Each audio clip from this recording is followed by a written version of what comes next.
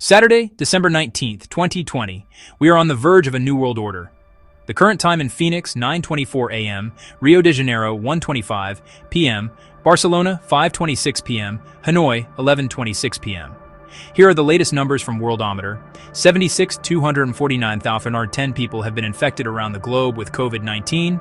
1,686,130 have died from the disease.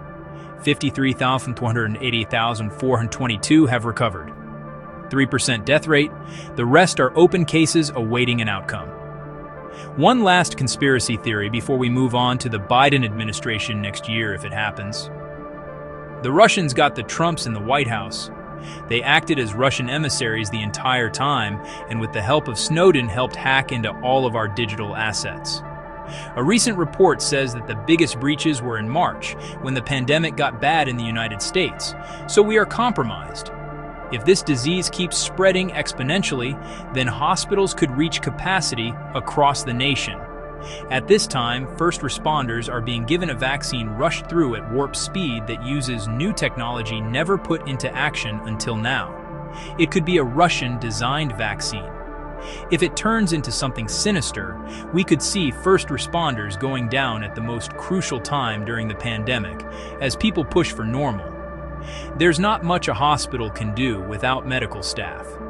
This is all worst-case scenario with no evidence that can be supplied in court. So there you go, just putting it out there as a possibility. It's impossible to know the truth without first-hand knowledge anyways. Hopefully the vaccine works and we are back on the road to recovery. If Biden gets his cabinet, then we'll see if a new group with something to prove can solve some overwhelming problems. One never mentioned, the national deficit that now spirals out of control as every county in the country needs help to stay afloat. Then there are natural disasters that are not prepared for and a lagging response. We want to build a new economy of green energy and renewable resources. Only China has already begun to retool in order to sell these products to the United States. We just work in service industry jobs and sell them all of our real estate. That's why I'm thinking that if the vaccine works, Biden will face the pressure that has subdued every politician before him and embrace a pro-oil industry stance. They'll tell him it's the only way to get the support to create economic recovery now. In desperation, he'll abandon his ambition for things he ran on and never delivered again. While this plan could work given the existing infrastructure, America could once again look ready to lead the world again.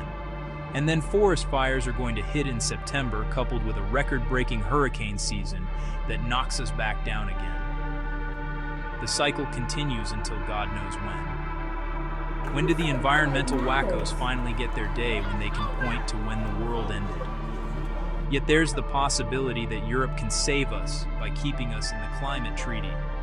It binds us together in equity that America must bleed out for a while more now.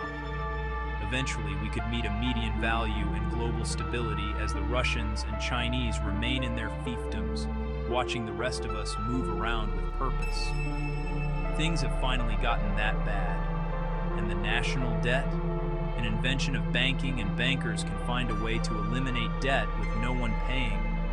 Just launch it into outer space and wait for the return on investment. Only time will tell.